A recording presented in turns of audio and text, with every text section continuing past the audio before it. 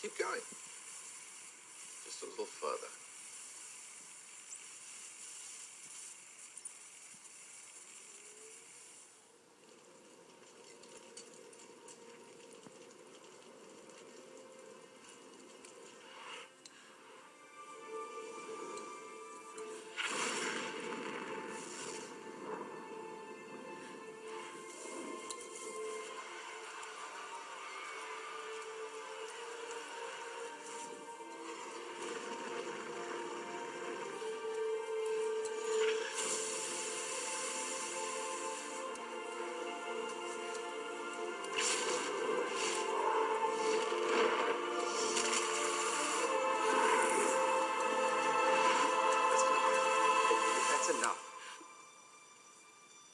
Enough, kid.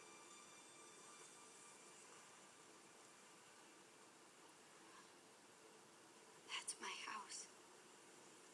Would have been nice if Frank had prepared you for this.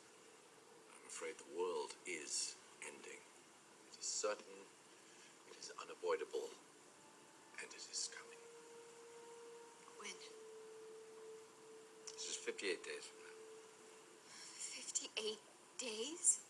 But whatever caused this could happen any time after the static starts. Could be a month, could be sooner.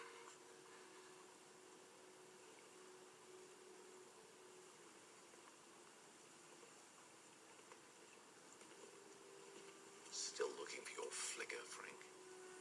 I know what I saw. So why aren't you telling anyone? The whole planet is gonna die, and you're just sitting here? We're not going to die. This is your world, not ours. We'll be perfectly fine here. Then why don't you let people in? Tell it, David. Frank. All those years in exile, you still don't understand.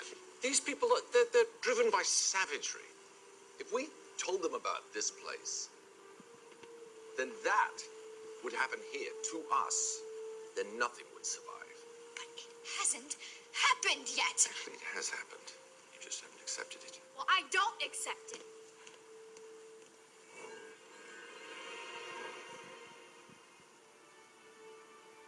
You see that? Did you see that? David, I know that you saw that. That means that there is a chance. There's at least a chance.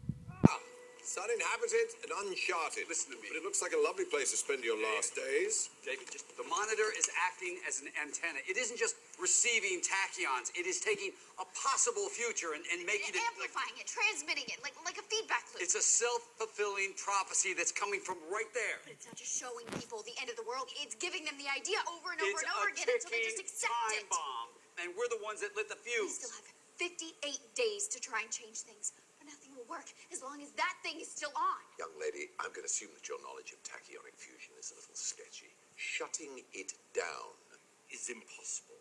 There is no off. I'm telling you what it's doing. Why don't you care? Because he's the one that's doing it.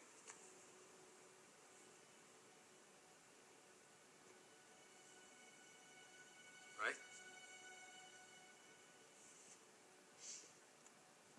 Let's imagine. If you glimpsed the future, were frightened by what you saw, what would you do with that information? You would go to who? Politicians? Captains of industry? And how would you convince them? Data? Facts? Good luck. The only facts they won't challenge are the ones that keep the wheels greased and the dollars rolling in. But what if there was a way of skipping the middleman and putting the critical news directly into everyone's head?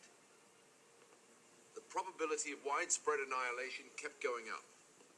The only way to stop it was to show it, to scare people straight. Because reasonable human being wouldn't be galvanized by the potential destruction of everything they've ever known or loved. To save civilization, I would show its collapse. But how do you think this vision was received? How do you think people responded to the prospect of imminent doom? They gobbled it up. Like a chocolate eclair. They didn't fear their demise. They repackaged it.